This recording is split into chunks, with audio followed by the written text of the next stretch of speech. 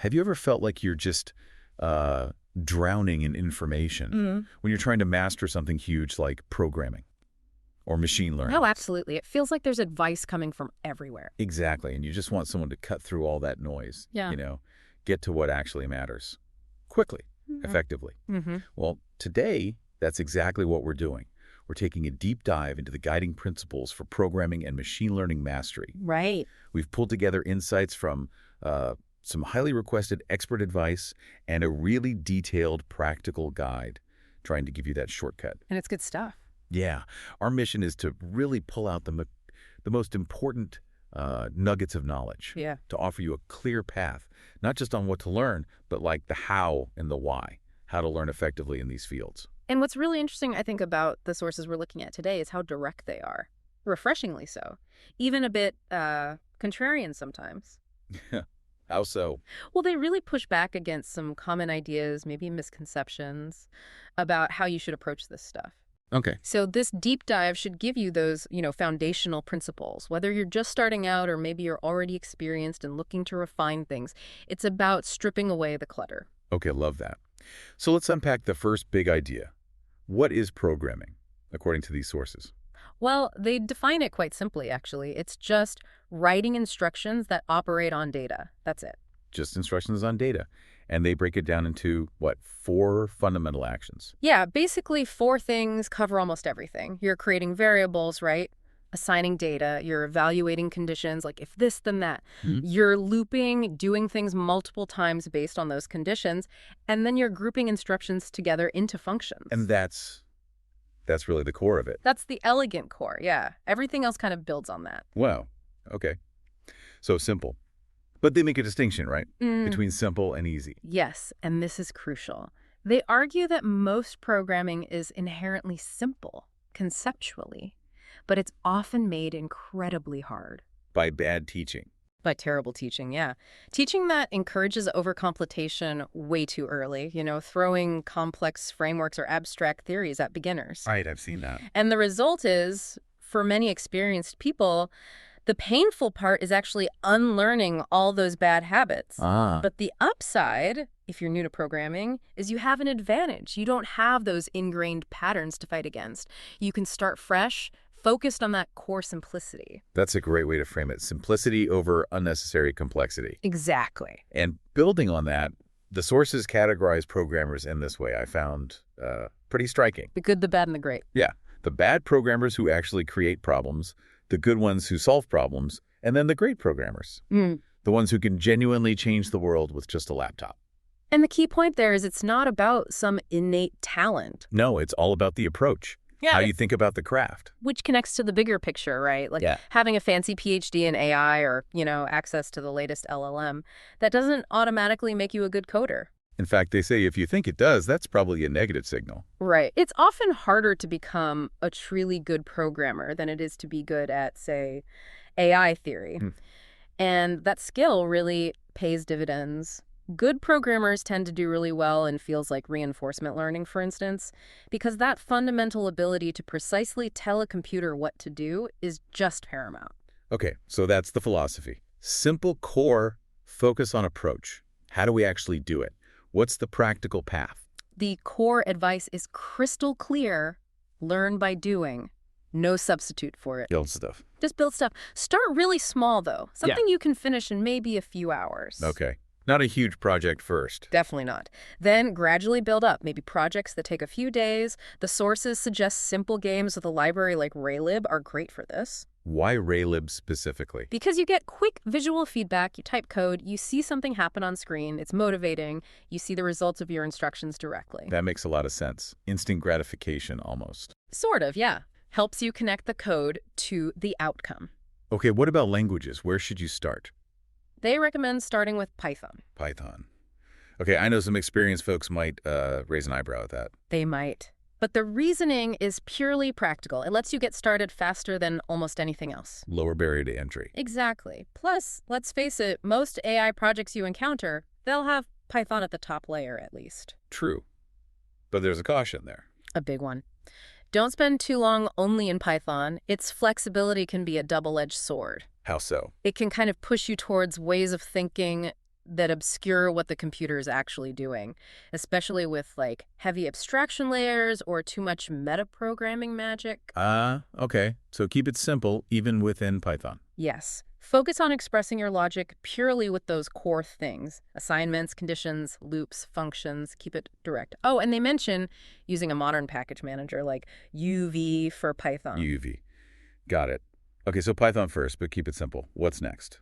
This is where it gets interesting. It does. The next step they recommend, maybe surprisingly early, is C. C. Wow. Okay. Why C? Because it's described as, well, a wonderfully simple language for high-performance stuff. It gives you a really clear mental model of how the computer actually works underneath. But that sounds harder. Why not learn it first then? Because it does require you to understand more about computers and operating systems first. Things like memory management, that can be pretty overwhelming if you're literally just starting day one. Right. So what are the essential C concepts you need to grasp?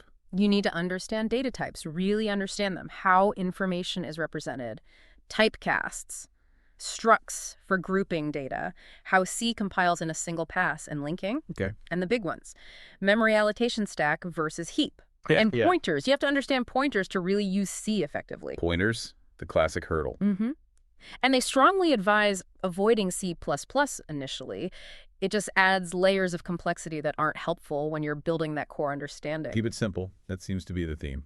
It absolutely is, which leads to this point about abstraction. Right. Don't overdo it. Definitely not. Yeah. The sources are very strong on this. Don't introduce complexity just for the sake of generality or future-proofing. Solve the problem you have right now in the simplest way possible. And C helps enforce that. It kind of does, yeah. Yeah. Because it lacks a lot of those tempting but often self-defeating tools like inheritance or heavy frameworks that make over-engineering easy in other languages. C forces a certain kind of simplicity. Okay. Simple languages, simple approach. What about tools and habits? What's essential? They boil it down to a few core things. First, Git. Basic, but crucial. Absolutely crucial. Make new projects on GitHub by default. Commit frequently, not just for history, but as your safety net. We've all accidentally deleted something we needed. Exactly. Frequent commits save you from that. Second, use a debugger. Not just print statements. Please know, a debugger is so much faster and more powerful. Tools like TDB for Python or GDB for C, they let you step through your code line by line, inspect variables. It's how you really understand execution flow. And for C, something specific. Yes, they insist on using an address sanitizer. It's vital for catching tricky memory errors in C and gives you clear diagnostics. Way better than staring at a seg fault. Good tip. What else? Get comfortable with basic Unix command line tools. Terminal. Yep. You don't need to be a wizard, just comfortable with maybe 10 common commands. ls, pwd, cat, head, mv, cpcd, mkd or top, stuff like that. And the environment. Ideally, native Linux like Ubuntu or WSL on Windows, and understand your distribution's package manager, probably apt, they note, not snap, for installing software. Okay, so Git, debugger, basic command line. Now, what about the things to avoid? The nerd sniping. Yes, nerd sniping. That's when programmers invent clever but often totally wasteful ways to do simple things because it feels smart. Right. What are the examples? Okay, they list quite a few pitfalls, like getting dogmatic about object-oriented or functional programming paradigms. Use them where they fit, but don't force everything into that box. Moderation. Exactly. Excessive test-driven development. Some tests are good, obviously, but don't spend more time writing tests than code. Avoid constantly hopping between languages or Linux distributions. Shiny object syndrome. Pretty much. And be very skeptical of so-called industry best practices. Often they're just trends or solutions for problems you don't have. Interesting. What else? Specific things. Steer clear of Python's type hint system when you're learning the fundamentals. Avoid complex C build systems like make or CMake early on. Don't get bogged down in fancy config parsers like Hydra. Keep it simple. Keep it simple. Avoid GitHub submodules or overly complex CI/CD pipelines until you really need them. And for web stuff, maybe stick to basic HTML and CSS before jumping into massive modern frameworks. Just avoid chasing the newest trend because it's new. Makes sense. And then there's the controversial one, LeetCode. code. Yes. Don't grind LeetCode code to learn programming. Ooh, that might ruffle some feathers. It might. Look, it can be useful, maybe even necessary for passing interviews at certain companies. That's a reality. Right. But the sources argue it doesn't represent real programming. You definitely need to learn basic data structures and algorithms, yes. But mastering 10 different flavors of dynamic programming, that's interview prep, not necessarily practical skill building. So focus on building projects instead. Exactly. Building teaches you integration, design, debugging in context. Things isolated puzzles don't. Build more, grind fewer abstract puzzles, unless you're specifically prepping for an interview. Okay. Final point on the programming side. IDEs, integrated development environments. Yeah, the advice here is also surprisingly simple. Don't worry too much about them. It doesn't matter that much which one you use. Really? People get very passionate about their editors. They do. The expert mentions personally using NeoVim with just 2 plugins, emphasizing lightness. But VS Code, perfectly fine too. So what's the key takeaway then? The key is to actually run your code and commands through the terminal. Don't just rely on the magical run button in the IDE. Why is that important? It breaks the illusion that the IDE is doing some mysterious magic. It forces you to understand the actual commands being executed, the compilation process, the execution environment. You stay closer to the metal mentally. Gotcha. And a warning about AI editors. Yes, especially when you're learning. AI-first editors are great for auto-completing code or looking things up quickly, sure, but they're not for thinking. You need to do the thinking yourself to actually learn. Don't let the AI think for you. Okay, solid advice across the board for programming. Let's shift gears. Machine learning. How does this programming foundation translate? Interestingly, the sources suggest something counterintuitive.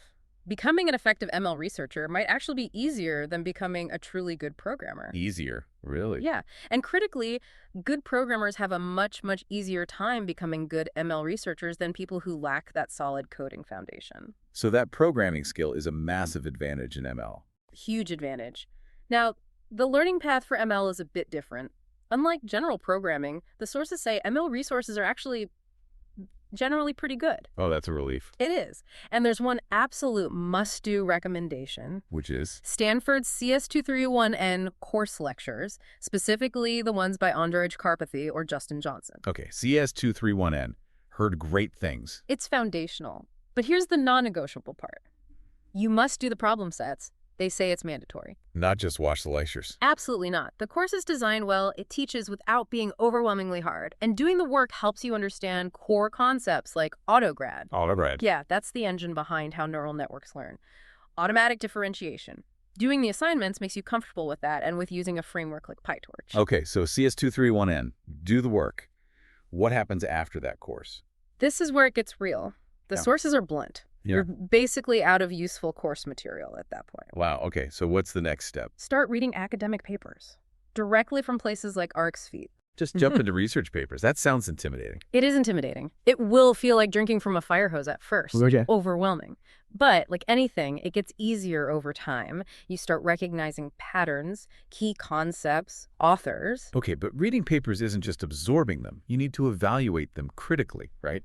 Absolutely critical. Yeah. And the sources offer a really insightful, maybe even cynical look at how science is actually done in ML and why you shouldn't just blindly trust prestige. Tell me more. What are the realities? Well, think about conference papers. They often have strict page limits, like 8 or 9 pages. That acts as both an upper and a lower bound. Sometimes simple ideas get padded out unnecessarily. You'll see overly formalized math, maybe because reviewers like to see it, even if it doesn't add much clarity. Experiments might be missing because of tight deadlines or lack of GPU resources. And bias. Reviewer bias is definitely real, and the hard truth is, a lot of published papers are just wrong. Or they have results that are directly contradicted by other papers published around the same time. Okay, so it's messy. How do you navigate that? Don't trust prestige, you said. Yeah, that's a huge piece of advice. Just because a paper is from X conference or Y famous university, that's a weak signal at best. Really? Even from top labs? The expert mentions personal experience seeing totally bogus results from highly reputable places. Sometimes it might be intentional, but more often it's probably just noisy experiments, pressure, long hours, maybe some wishful thinking. So if prestige isn't reliable, what are better indicators a paper might be correct? Stronger signals, though still not perfect, are things like open source code accompanying the paper. So you can check it yourself. Exactly. Multiple independent replications of the results by different groups. That's a very good sign. And seeing the paper's ideas actually being used and built upon in follow-up work. Makes sense. Replication is key. It is. And actually trying to replicate results yourself, while it takes a lot of time, is one of the best ways to truly understand a paper and learn the methodology. So the mindset should be active skepticism. Pretty much. The advice is, assume publications are wrong by default. Actively look for errors. What kind of errors? Ask critical questions. Are the experiments poorly controlled? Did they compare against weak baselines to make their method look better? Is the explanation they give the only plausible one for the results, or could something else be going on? And try to see past fancy presentation. Yes. Decouple the actual substance from maybe overly complicated math or writing. Focus on the core idea and the evidence. This leads to the idea of collective myopia. Right. The biggest opportunities for breakthroughs often come when an entire field is kind of stuck, making the same assumption or using flawed evaluation methods without realizing it. Like everyone is looking in the same wrong direction. Exactly. And great researchers are the ones who can see past that, who can question the fundamental premise and pierce that veil of collective myopia. That's where the real leaps happen. Wow.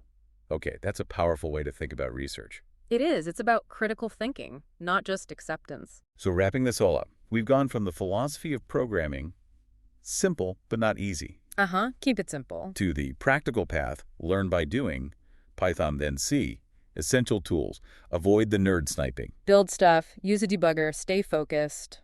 And finally, navigating MLC 231N, then papers, but with a very critical, skeptical eye. Question everything, basically. Don't trust. Verify. It really paints a picture of mastery that's less about following a checklist and more about hands-on building, deep understanding, and constant questioning. Absolutely. It's not about just accumulating facts or blindly following what everyone else says is the best practice. It's active. It's about building, understanding why things work, and critically examining claims.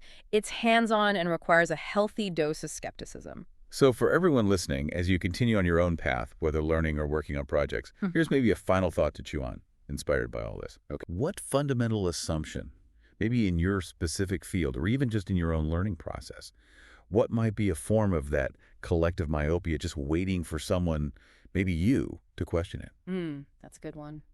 How can you actively start looking for those potential errors, challenging those established best practices, not just to master your domain, but maybe to find those opportunities to really change things?